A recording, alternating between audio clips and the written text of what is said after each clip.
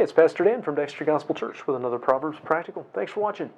Our proverb today reminds us not to loan to a stranger what we can't afford to lose. We're in Proverbs 27:13, and it says, "Take his garment that is surety for a stranger, and take a pledge of him for a strange woman." Well, like the previous verse, this is also a repeat of a previous proverb, word for word. This same advice appears back in Proverbs 20, verse 16.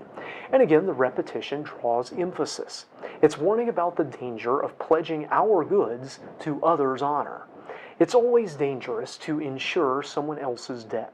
This is part of why we have interest on loans today. And the higher that the loaner thinks the risk of the loan is, the more interest he's going to charge because he knows he might lose his money at any time, so he wants to get back as much of it as he can. The law back in the Old Testament forbade taking someone's clothes because of debt. But when you were surety for someone, creditors were rarely compassionate. They didn't care what it left you with, they just wanted their money. And if you couldn't pay it otherwise, they'd take your stuff, and they might take you too, or your children.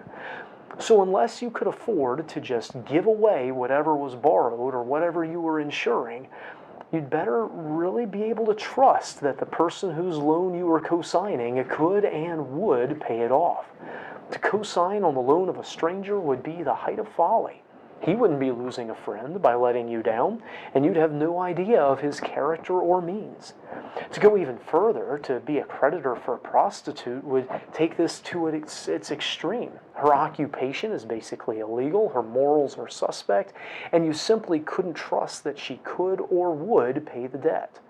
Now, this may seem a little abstract to us. We don't often have creditors coming to take away our clothes. We don't really have open prostitution in our society.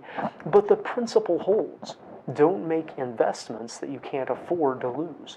Don't trust people you don't know with things you can't afford to give away. So many people have fallen prey to scams over the years, and they still do it today because they trust a stranger with something they can't really afford to lose. They trust someone immoral with something precious.